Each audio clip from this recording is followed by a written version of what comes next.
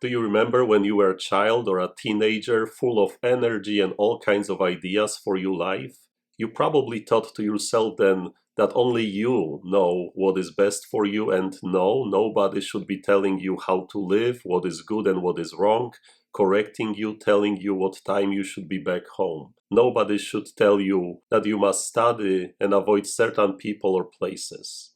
I must admit that when I was about 15 or 16 years old, many times was getting angry at my mom, my dad, because they were correcting me all the time.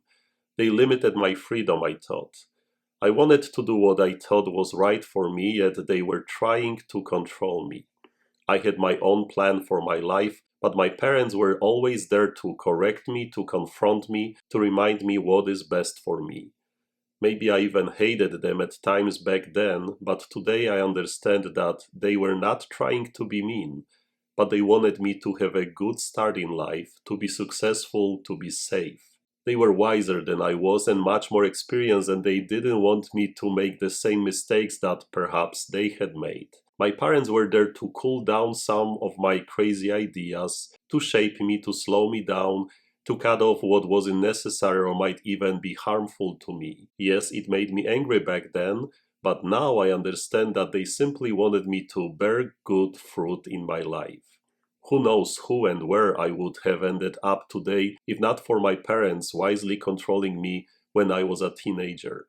In the Gospel for today, you will hear Jesus' words, who said about himself, "I am the true vine, and my Father is the vine grower.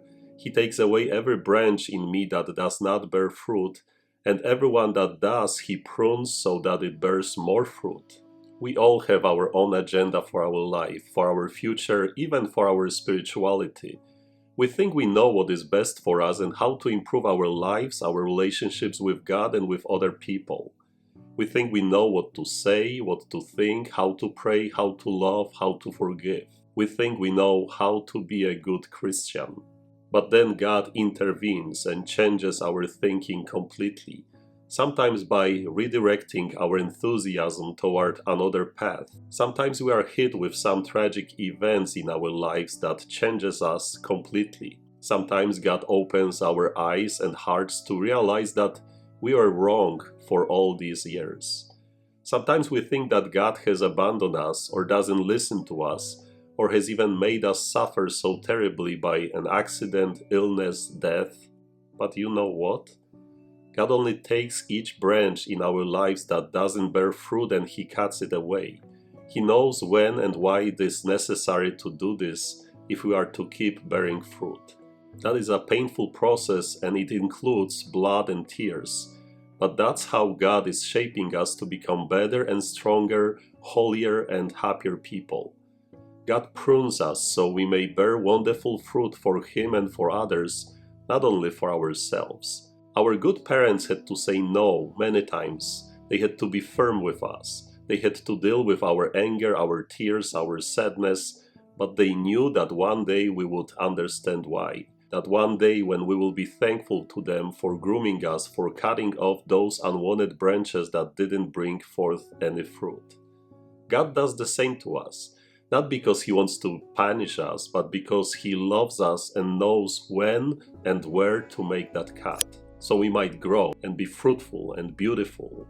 Are you angry at God sometimes? I know I am. Especially when He doesn't seem to listen to me when someone I love dies, when there is so much pain and sin around me. Yes, I get angry at God sometimes. But this pruning, clipping and trimming is necessary in order to grow and become stronger. It is painful, and I may not understand this today. I may think that I know better what is best for me, but then God comes and makes the cut in the most unexpected moment of my life. Why, God, I may ask? Why are you changing my plans? Why don't you give me what I want? Because Jesus is the true vine and God is the vine grower. They are experts in making me grow and bear fruit. God takes away every branch in me that does not bear fruit, and everyone that does, He prunes so that it bears more fruit. It sounds so simple, yet so difficult to comprehend. One day we will understand, and we will be thankful. You are already pruned because of the word that I spoke to you. So let's go to work, and God bless you.